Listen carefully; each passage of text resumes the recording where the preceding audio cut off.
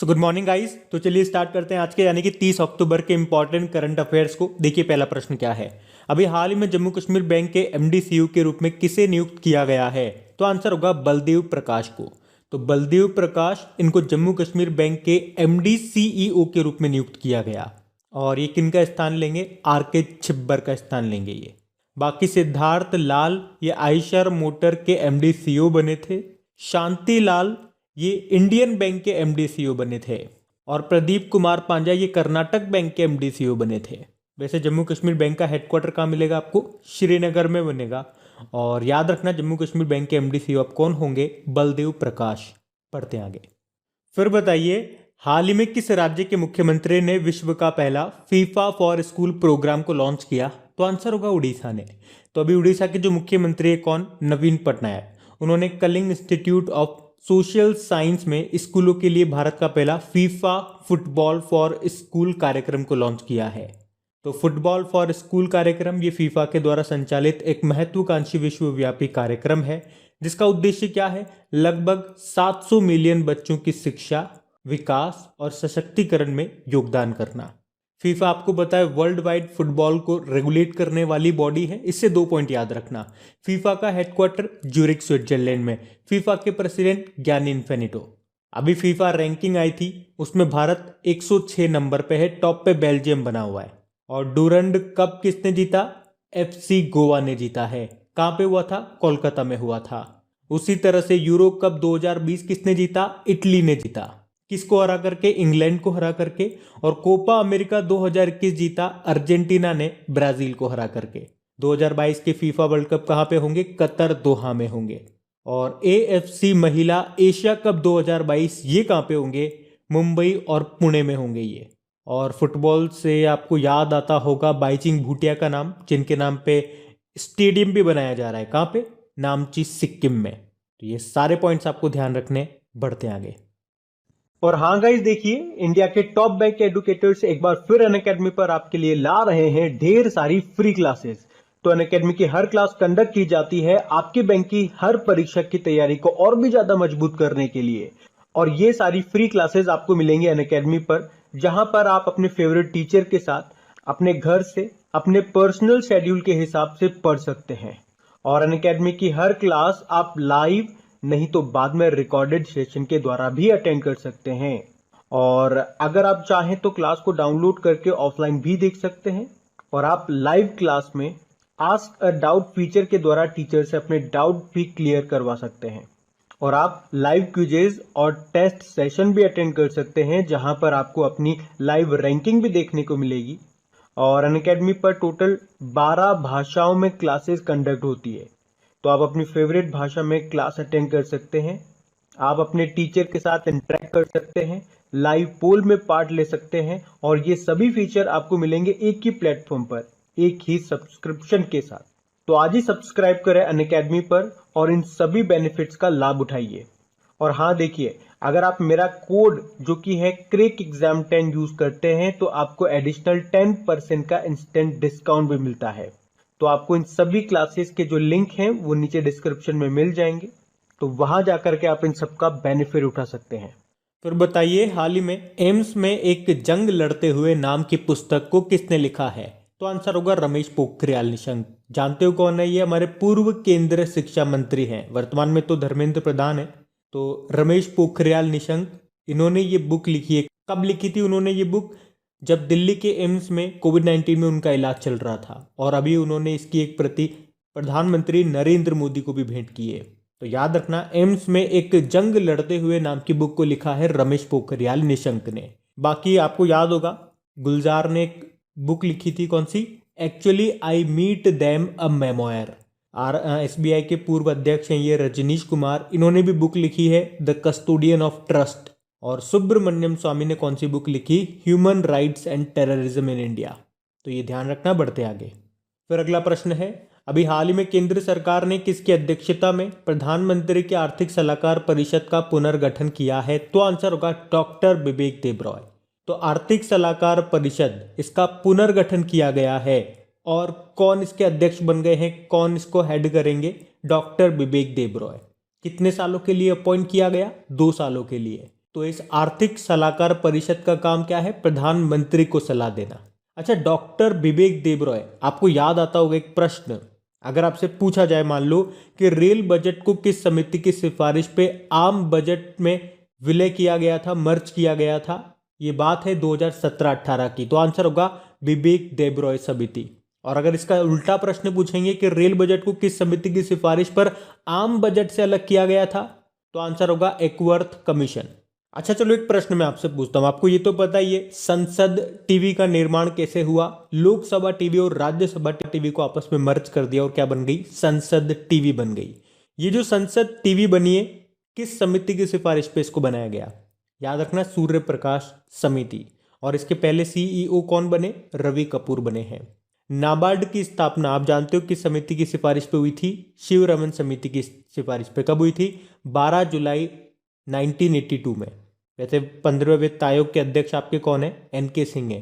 पहले अध्यक्ष कौन थे? केसी नियोगी थे। पढ़ते आगे। बताइए, हाल ही में किस कंपनी को Indian federation of green energy award से सम्मानित किया गया? तो आंसर होगा टीवीएस मोटर कंपनी।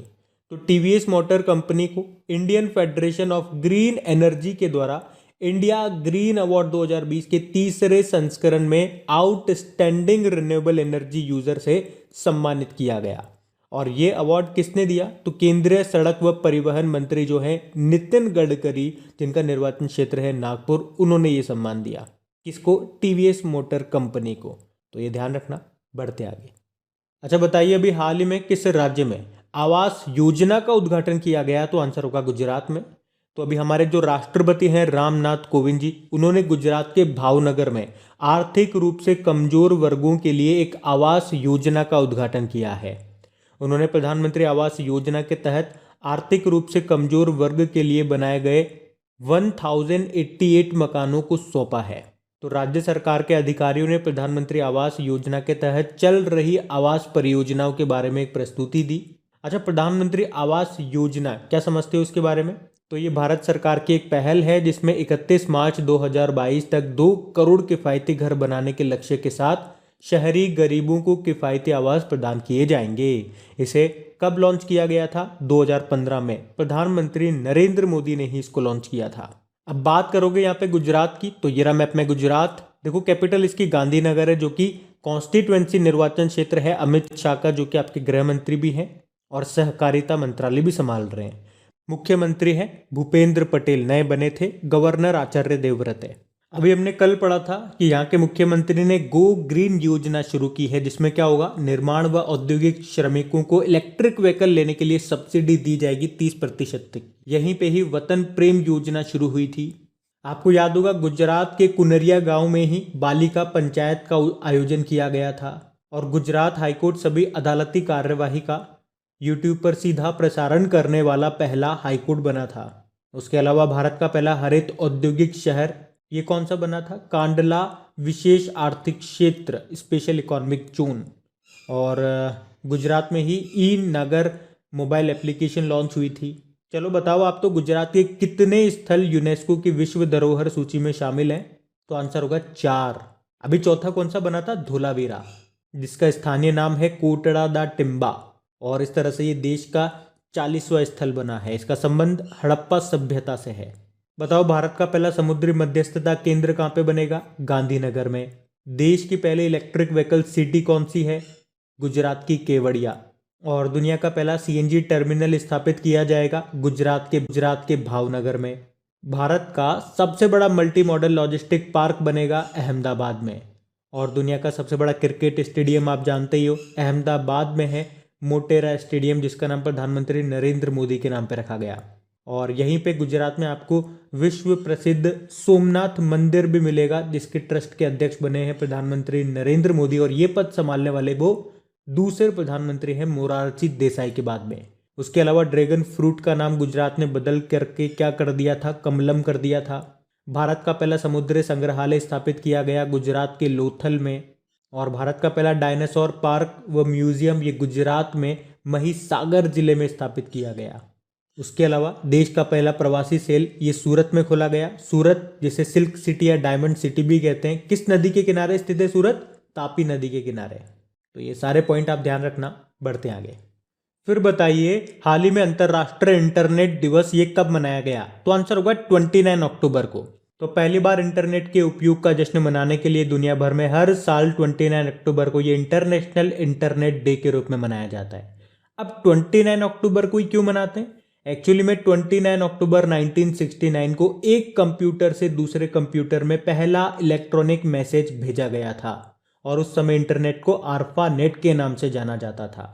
आर्पा नेट की फुल फॉर्म आपके लिए इंपॉर्टेंट रहेगी, advanced research projects agency network. अच्छा, इंटरनेट से आपको एक इंडेक्स भी याद आता होगा, अभी मार्च अप्रैल में हम लोगों ने पढ़ा था, समावेशी इंटरनेट सूचकांक, इंक्लूसिव इंटरनेट इंडेक्स, जिसको जारी किसने किया था? इकोनॉमिस्ट इंटेलिजेंस यूनिट ने फेसबुक के साथ मिलकर के, जिसमें इस बार भारत 49 नंबर पे रहा था और टॉप पे रहा था कौन सा देश? स्वीडन।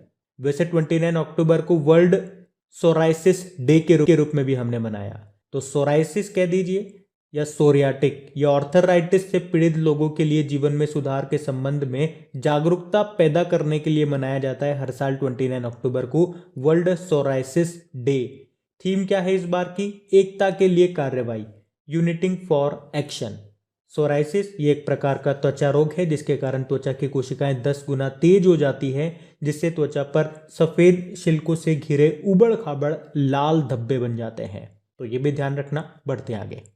फिर बताइए अभी हाल ही में गूगल पे ने स्वास्थ्य बीमा की पेशकश करने के लिए किसके साथ समझौता किया? तो आंसर होगा एसबीआई जनरल इंश्योरेंस। तो एसबीआई जनरल इंश्योरेंस ने गूगल पे के साथ समझौता किया है ताकि उपयोगकर्ता गूगल पे एप्लीकेशन पर एसबीआई जनरल का स्वास्थ्य बीमा खरीद सके। एसबीआई जनरल इंश्योरेंस, इसकी स्थापना होती है सन 2009 में और इसका हेडक्वार्टर मिलेगा आपको मुंबई में। इसके एमडी सीईओ प्रकाश चंद्र कांडपाल है, तो ये ध्यान रखना। बढ़ते आगे। फिर बताइए हाल ही में जारी global climate tech trade report में भारत किस स्थान पर रहा? आंसर होगा 9वें स्थान पे। तो अभी London and partners and company ने global climate tech investment trend report को जारी किया और इस रिपोर्ट के अनुसार 2016 से 2021 तक जलवायु प्रौद्योगिकी निवेश के लिए भारत 9वें स्थान पर रहा है। पहले स्थान पे यूएसए को रखा है, दूसरे पे चाइना को और तीसरे पे रखा है स्वीडन को। फिर बताइए दिल्ली सरकार के अर्थशास्त्र और सांख्यिकी निदेशालय की वार्षिक रिपोर्ट के अनुसार दिल्ली में लिंगानुपात 2020 में बढ़कर प्रति 1000 पुरुषों पर कितनी महिलाएं हो गई हैं? तो आंसर होगा 933। तो दिल्ली में लिंगानुपात यानी कि सेक्स रेशियो 2020 में बढ़कर प्रति 1000 पुरुषों पर 933 महिलाएं हो गई हैं। दिल्ली सरकार के अर्थशास्त्र और सांख्यिकी निदेशालय की सालाना रिपोर्ट के मुताबिक 2019 में ये संख्या 920 थी और दिल्ली में शिशु मृत्यु दर में भी 2019 की तुलना में कमी आई है, क्योंकि ये 2019 में प्रति 1000 24.19 थी और 2020 में 20.37 रही। तो ये भी आपको ध्यान रखना है। अनिल बैजल यहाँ के उपराज्यपाल हैं और अरविंद केजरीवाल मुख्यमंत्री हैं। बढ़ते हैं आगे। फिर बताइए हाल ही में गोवा में किसने स्वस्थ महिला स्वस्थ गोवा पहल की शुरुआत की? तो आंसर होगा यूवी किन फाउंडेशन ने। तो अभी कहाँ पे? गोवा में स्वस्थ महिला स्वस्थ गोवा पहल को शुरू किया है यूवी किन फाउंडेशन ने और ये फाउंडेशन किसका है? युवराज सिंह का। और इसमें किसकी भागीदारी होगी? एसबीआई की और गोवा सरकार की। तो इन तीनों ने मिलकर के एक्चुअली में इसको शुरू किया है और इस अभियान का उद्देश्य क्या होगा? ब्रेस्ट कैंसर की जांच के लिए आई ब्रेस्ट तकनीक का उपयोग यहाँ पे किया जाएगा। अब गोवा में होगा तो ये रहा मैप में गोवा की कैपिटल पणजी है। किस नदी के किनारे स्थित है? तो मांडवी नदी के किनारे। यहाँ के गवर्नर श्रीधरन पिल्लई बन गए हैं, मुख्यमंत्री तो प्रमोद सावंत हैं। अभी हमने कल परसों ही पढ़ा था कि हर घर के लिए ओडीएफ यानी कि ओपन डिफिकेशन फ्री और बिजली हासिल करने वाला पहला राज्य बन गया आपका गोवा।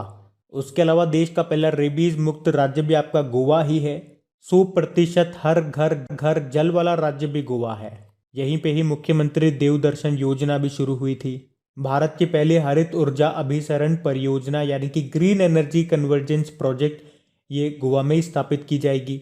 गोवा में भारत का पहला सैंड ड्यून पार्क भी विकसित किया जाएगा। और हाँ, अगर आप में से कोई इस वीडियो को वेरी फर्स्ट टाइम देख रहा है तो आपको बता दूं, ये जितने भी पार्क आप लोगों ने अभी 2021 में पढ़े होंगे ना कि इस तरह का पहला पार्क यहाँ पे बनेगा, इस तरह का पहला गार्डन का यहाँ पे उद्घाटन किया गया, तो इन सभी पे तो इन सभी क्वेश्चंस को एक साथ कलेक्ट करके इसका एक क्विज बना करके मैंने अपलोड कर दिया ताकि आप इनकी एक ही जगह पे प्रैक्टिस कर सको अच्छे से। आपकी क्रैक एग्जाम एप्लीकेशन को आप इंस्टॉल करने ना, लिंक आपको नीचे डिस्क्रिप्शन में मिल जाएगा। वहां पे आप टॉपिक वाइज क्विज वाले सेक्शन के अंदर जाना, टॉपिक वाइज सारी क्विजेज आपको मिल जाएंगी। जैसे ये पार्क का तो मैंने अभी आपको बता दिया यहाँ पे आया, तो उसी तरह से भारत में जो भी चीज़ें पहली बार हुई है, जो भी महिलाएं न्यूज़ में रही है, अवार्ड्स हो गया, अपॉइंटमेंट्स हो गए, जीआई टैग्स हो गए, रैंक टैक्सेस हो गई, जो भी मिलिट्री एक्सरसाइज हो गए, आर्ट एंड कल्चर पे क्वेश्चंस बन गए, गवर्नमेंट की स्कीम्स हो गई। तो मतलब टॉपिक वाइज क्विज आपकी बना करके तैयार कर दी गई है ताकि जिस भी टॉपिक को आप कवर करना चाहते हो एक साथ वो सारे क्वेश्चंस आपको वहां पे मिल जाए, उनकी आप अच्छे से प्रैक्टिस कर सको। रिवीजन जरूर करना, कोई भी क्विज आप चलाते हो, कोई भी टॉपिक आप छेड़ते हो तो एक बार करने के बाद में उसको भूलना नहीं, रिवीजन करते रहना। मुश्किल से एक क्विज को करने में 1 से 2 मिनट आपको लगेंगे। वहां पे हर क्वेश्चन का एक्सप्लेनेशन देने की भी आपको कोशिश की गई है मैक्सिमम क्वेश्चंस में। तो क्वेश्चंस के साथ ही अगर वो क्वेश्चन आपको नहीं आता, जब आप उसका सॉल्यूशन देखते हो तो वहीं पे आपको उसको थ्योरी भी मिल जाएगी। तो उनको लगाते रहो तो आपके अंदर कॉन्फिडेंस बना रहे। अभी हम बढ़ते हैं आगे। अच्छा बताइए, अभी हाल ही में जारी एडलगिव हुरुन इंडिया परोपकार सूची 2021 में शीर्ष पे कौन है? तो आंसर होगा अजीम प्रेम जी। तो विप्रो के संस्थापक अजीम Prem ji EdelGive Hurun India परोपकारी सूची 2021 में प्रतिदिन 27 करोड़ रुपए के दान के साथ टॉप पर बने हुए हैं। टोटल 9,713 करोड़ रुपए इन्होंने दान किए। भारत में बात करेंगे तो दानवीरों में ये सबसे नंबर 1 है। वैसे भारत के सबसे जो धनी व्यक्ति हैं मुकेश अंबानी, वो 577 करोड़ रुपए के दान के साथ इस लिस्ट में तीसरे स्थान पर है। तो बात करेंगे कल के वीडियो में पूछे गए प्रश्न के उत्तर की। तो कल के वीडियो में आपसे पूछा था भारत और किस देश के बीच में पहला ट्राई सर्विस एक्सरसाइज है कोंकण शक्ति, ये हुआ।